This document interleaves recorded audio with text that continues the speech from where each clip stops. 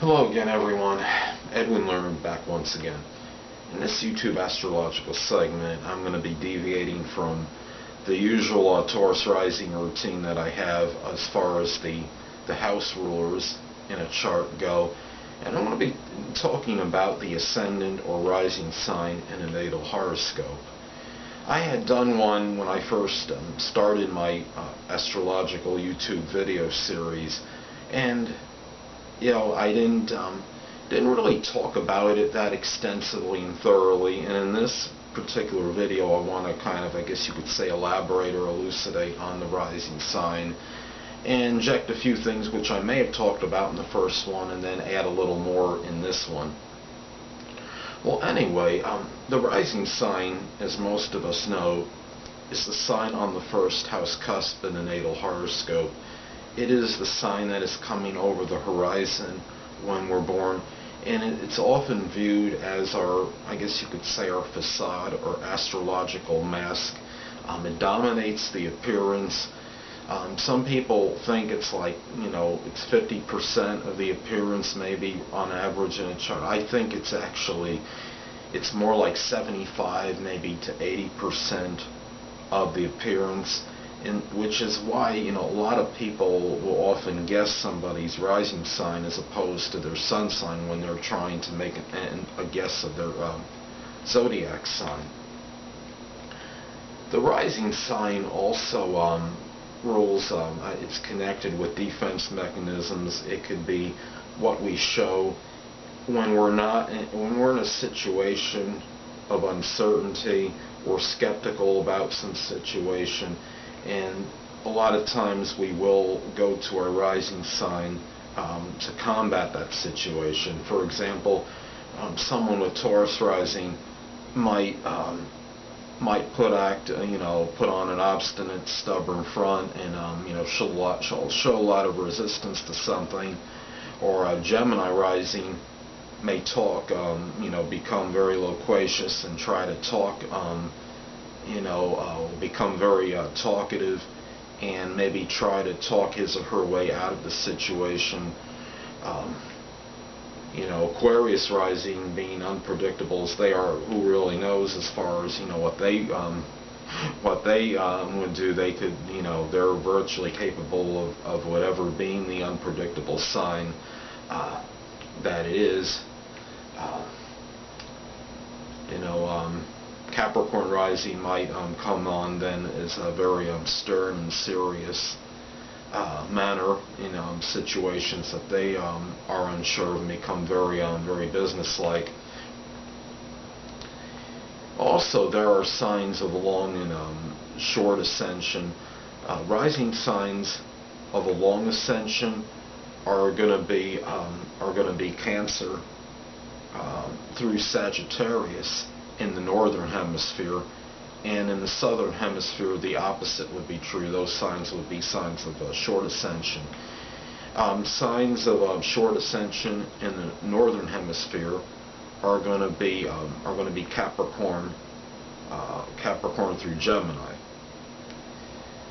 So I believe Pisces rises, I guess you could say, the smallest, shortest period.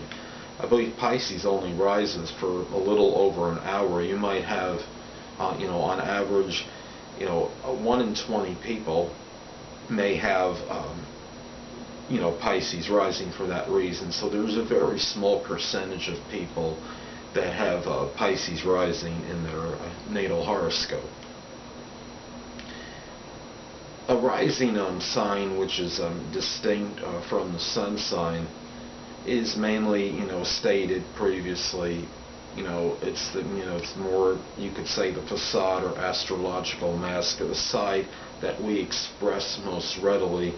The sun sign is more of the inner self. It's the, the basic character, and people that, their sun sign will have generally, may have a number of the characteristics associated with it, but the sign on the ascendant will express those characteristics and personality traits probably a little bit stronger on average as opposed to the sun sign. The moon sign, you're going to exude and exhibit certain characteristics with that sign as well, but the rising sign, I believe, is dominant as far as the personality and the outlook of life is concerned. And basically, if an exception would be if you have the same sun sign as your rising sign, then your projection of self is going to be the same as your inner character, and there's nothing that indicates that you're showing two different personas at any given time to somebody. Whatever is projected outwardly is basically going on inside the person on a consistent basis. We look at the rising sign. A lot of times, if the chart ruler makes an adverse aspect to the ascendant, say, somebody with Taurus rising has Venus in Leo, and it makes a square aspect to the ascendant.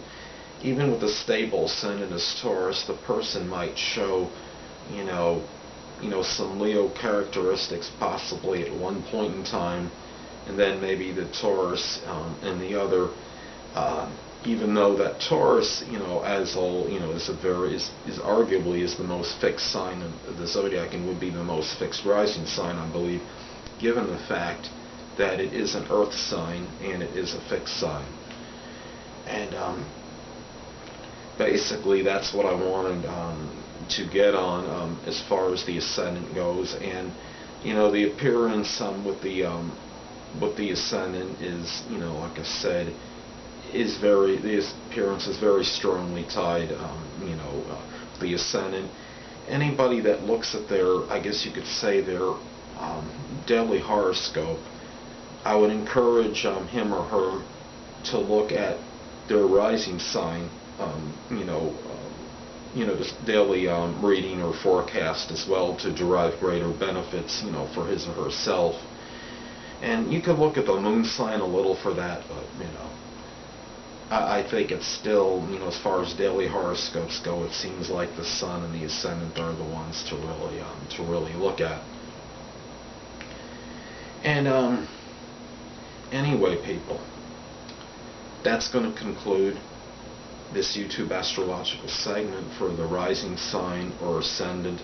And stay tuned next time, where I'll be dissertating and talking about the chart rulers once again. I'll be continuing my house rulers series on YouTube. And two things I want to get with you on before I head out. Firstly, the stars may impel but do not compel. And secondly, never isolate any single astrological element, aspect, planetary placement, position, configuration, influence, or what have you, and make an analysis on a person, astrologically speaking, based on this alone, because a person astrologically is the sum of all their components in their natal chart, and not just one. Until next time, people, stay well.